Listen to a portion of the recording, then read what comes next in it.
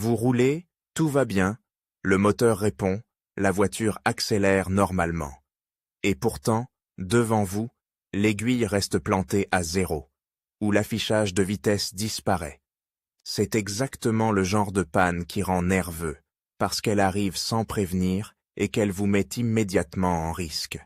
Excès de vitesse involontaire, régulateur qui se désactive, et cette impression désagréable de ne plus sentir la voiture.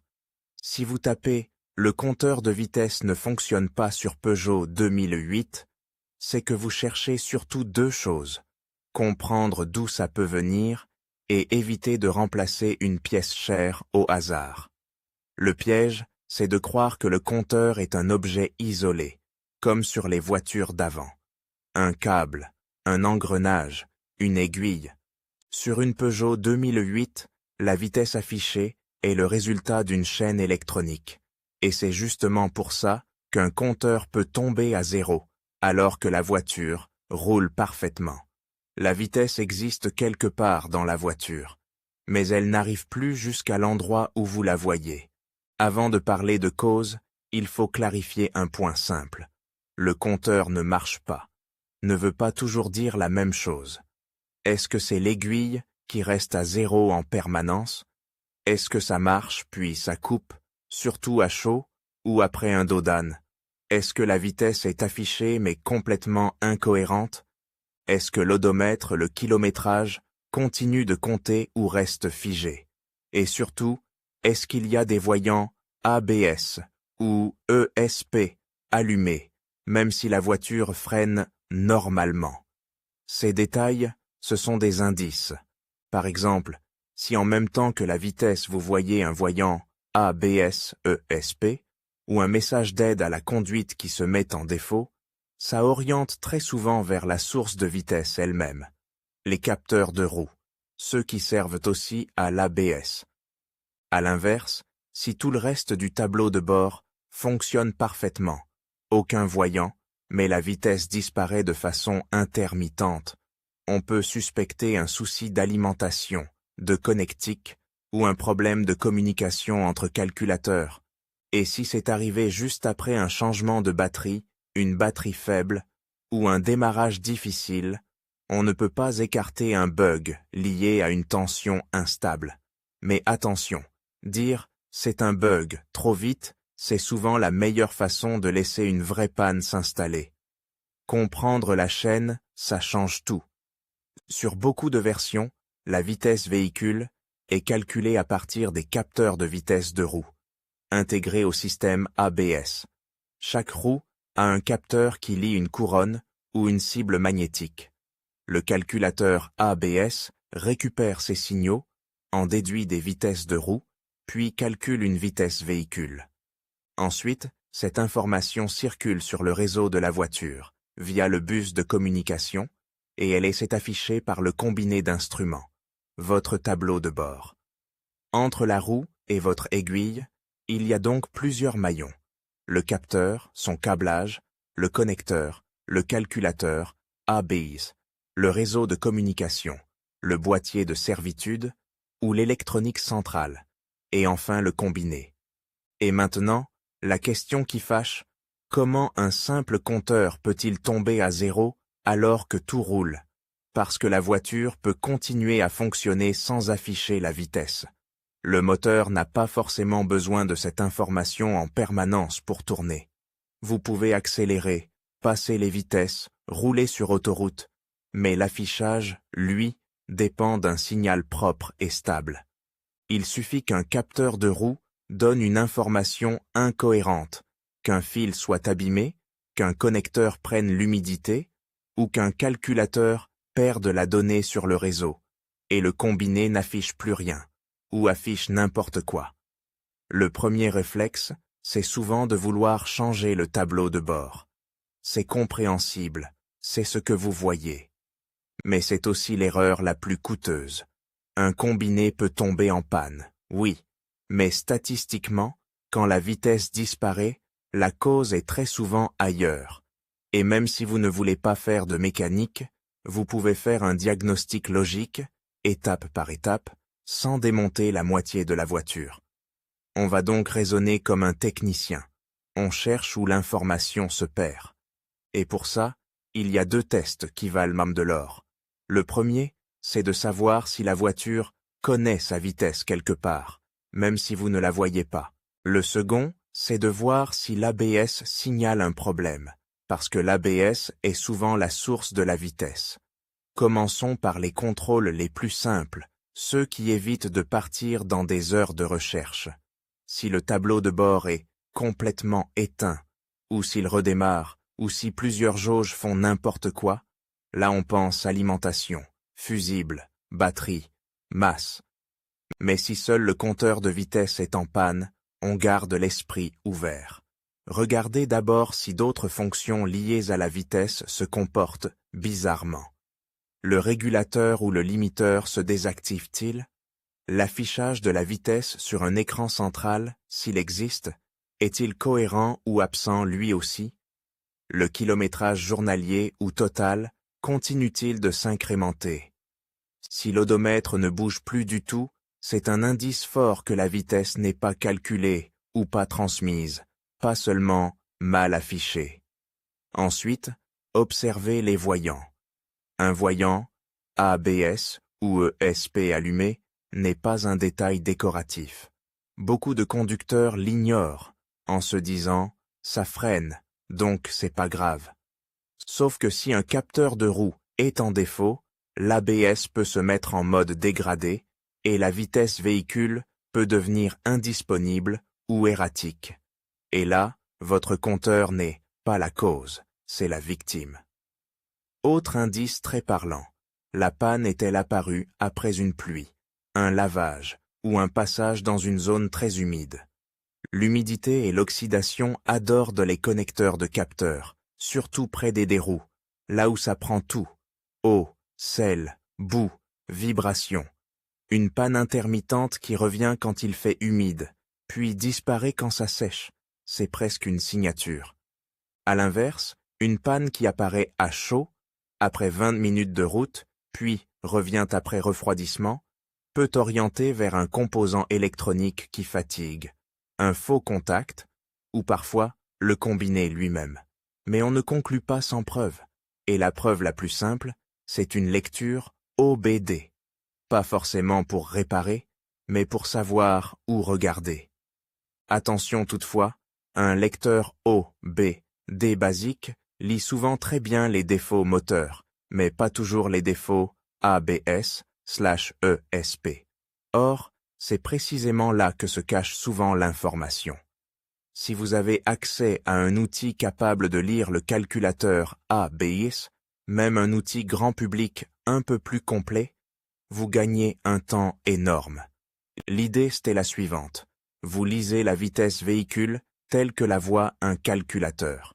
Si l'outil vous affiche une vitesse cohérente pendant que vous roulez, mais que le tableau de bord affiche 0, alors la vitesse existe dans la voiture.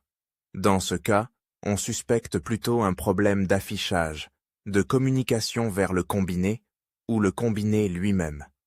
À l'inverse, si même le calculateur ne voit pas de vitesse ou si la vitesse saute de façon absurde, alors on revient à la source, capteur de roue, faisceau, connecteur ou calculateur ABS. C'est là que la recherche devient presque mathématique. Imaginez 2 scénarios. Premier scénario, vous roulez, le compteur est à 0, mais l'OBD vous donne une vitesse stable. Dans ce cas, le capteur de roue et le calculateur ABS font probablement leur travail. Le problème se situe entre l'information et l'affichage. Ça peut être un souci de réseau de communication, un problème d'alimentation du combiné, un faux contact derrière le tableau de bord ou un combiné qui commence à lâcher. Souvent dans ce scénario, vous pouvez aussi remarquer d'autres petits symptômes, des affichages qui clignotent, une heure qui se réinitialise, des messages aléatoires, surtout après un démarrage. Et là, la batterie et les masses redeviennent suspectes, même si la voiture démarre. Deuxième scénario. L'OBD ne voit pas de vitesse, ou vous avez des défauts ABS liés à une roue. Là, on est dans le concret. Un capteur ABS peut être encrassé, endommagé ou simplement mal connecté. Un faisceau peut être frotté, coupé partiellement ou cassé à l'intérieur de l'isolant. Et ce genre de panne peut être très vicieux. Parfois ça marche à basse vitesse, puis ça décroche à partir d'une certaine vitesse. Parfois c'est l'inverse. Parfois, un simple mouvement de suspension suffit à faire apparaître le défaut. Il y a aussi un cas intermédiaire. La vitesse est affichée, mais elle est fausse. Là, beaucoup pensent immédiatement à un capteur. Pourtant, une vitesse constamment, un peu trop haute ou trop basse, peut venir d'autre chose.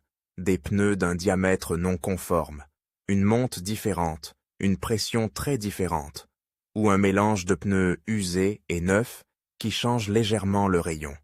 Ce n'est pas la cause la plus fréquente d'un compteur à zéro, mais c'est une cause fréquente de vitesse bizarre. Et la différence est importante. Un capteur défaillant donne souvent une vitesse qui saute, qui tombe, qui revient, pas un décalage propre et constant. Un test simple, sans outil, c'est la comparaison avec un GPS de smartphone. Pas pour chercher le kilomètre par heure parfait, mais pour voir le type d'erreur. Si votre compteur affiche parfois 0, parfois 30, parfois 90, sans logique, le GPS vous montrera une vitesse stable, et vous saurez que l'affichage est incohérent. Si au contraire, le compteur affiche toujours, par exemple, un peu plus que le GPS de façon régulière, c'est souvent normal ou lié à la monte pneumatique, pas à une panne brutale. Revenons au cas qui vous a amené ici. Plus rien, 0. Quand le compteur de vitesse ne fonctionne pas sur Peugeot 2008, la tentation est de chercher une solution rapide, un fusible magique. Oui, un fusible peut être en cause, mais ce n'est pas le scénario le plus courant si tout le reste du combiné fonctionne. En revanche, vérifier les fusibles liés au combiné et au système ABS reste un contrôle logique, parce que c'est rapide et peu coûteux. Le point important, c'est de ne pas s'arrêter à « il a l'air bon ». Un fusible peut être fissuré, un contact peut être oxydé, et surtout, un fusible qui saute peut être la conséquence d'un autre problème, pas la cause. Ensuite, il y a la question des connecteurs. Les capteurs de roue sont exposés. Un connecteur mal verrouillé, un fil tiré, une agrafe cassée, ça arrive. Et parfois, la panne apparaît après un changement de pneu, un passage au garage, un choc contre un trottoir, ou même un simple nettoyage haute pression trop proche. Ce n'est pas une accusation, c'est juste la réalité. Ces zones sont manipulées, et un détail suffit. Si vous avez un voyant ABS/ESP, ou un défaut qui pointe une roue précise, vous avez déjà une direction. Une roue de avant est souvent plus parlante parce que les mouvements de direction et les vibrations sollicitent davantage le faisceau. Mais une roue arrière peut aussi être en cause, surtout si la voiture a pris des projections de boue ou de sel. Et si vous n'avez aucun voyant ABS/ESP. Là, on ne peut pas conclure que les capteurs sont bons. Certains défauts ne déclenchent pas immédiatement un voyant, ou le voyant peut s'éteindre après redémarrage alors que le défaut reste en mémoire. C'est pour ça que la lecture des défauts, même sans voyant, est utile. Et c'est aussi pour ça qu'il ne faut pas se fier uniquement à l'absence de défaut moteur.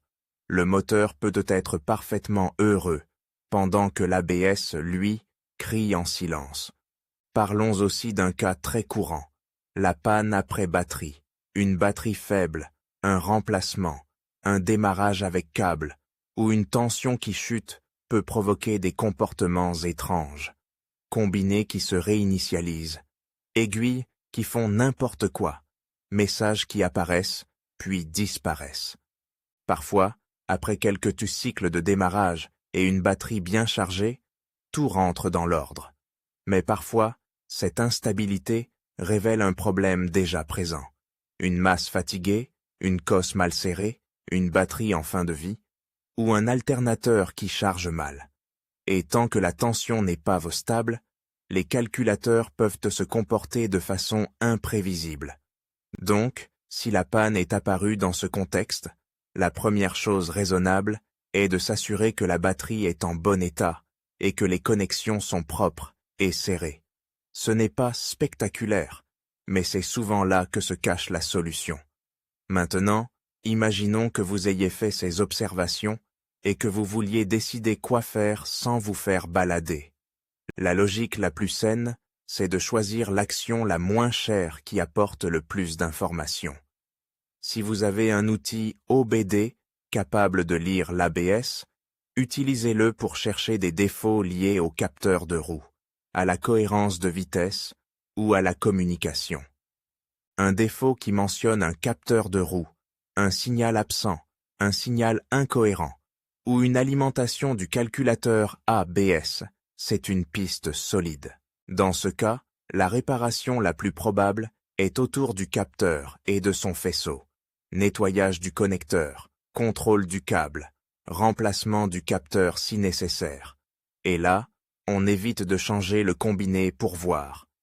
Si au contraire l'ABS est propre, pas de défaut, et que l'OBD voit une vitesse correcte, mais que le tableau de bord affiche 0, on se rapproche du combiné ou de la communication.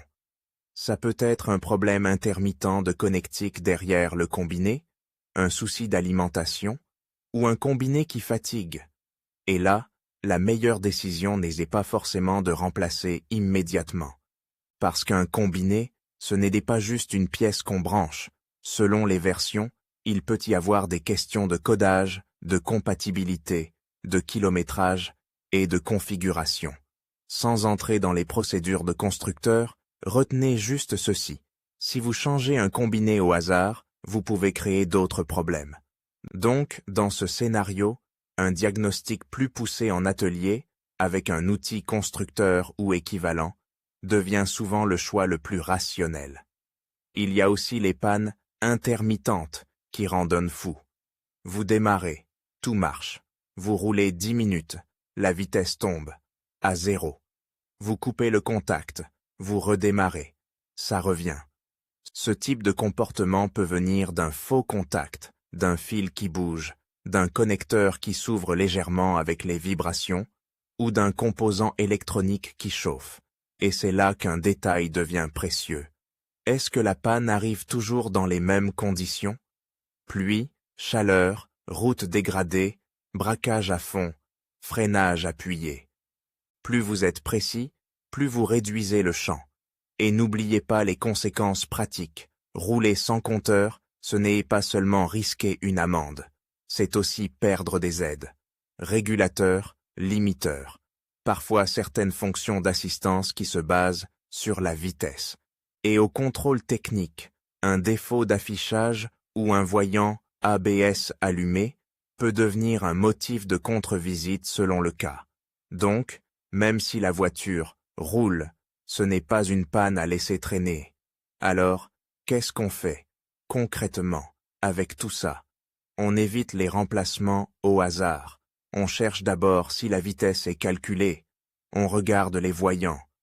On lit les défauts, idéalement côté ABS. On compare la vitesse lue par un calculateur et la vitesse affichée. Et on décide. Si la piste mène au capteur de roue, la réparation l'est souvent relativement directe. Capteur défaillant, connecteur oxydé, faisceau abîmé. Si la piste mène à l'alimentation ou à la tension, on sécurise la batterie, les masses, les connexions. Si la piste mène au combiné ou à la communication, on accepte que le bon outil et la bonne méthode comptent plus que l'intuition, et on passe la main à un diagnostic sérieux, plutôt que de jouer à la loterie des pièces. Et si vous deviez retenir une seule idée, c'est celle-ci. Quand le compteur de vitesse ne fonctionne pas sur Peugeot 2008, le compteur n'est pas forcément le coupable. C'est souvent le messager. La voiture vous dit qu'une information n'arrive plus à destination. Votre job, ce n'est pas de punir le messager, c'est de retrouver où l'information s'est perdue. La bonne nouvelle, c'est qu'avec quelques observations et un minimum de lecture de défaut, on peut très souvent isoler la famille de pannes. Capteur et ABS, alimentation et tension, communication, ou combinés. Et à partir de là, vous reprenez le contrôle. Soit vous faites une réparation ciblée, soit vous allez au garage avec un diagnostic déjà cadré.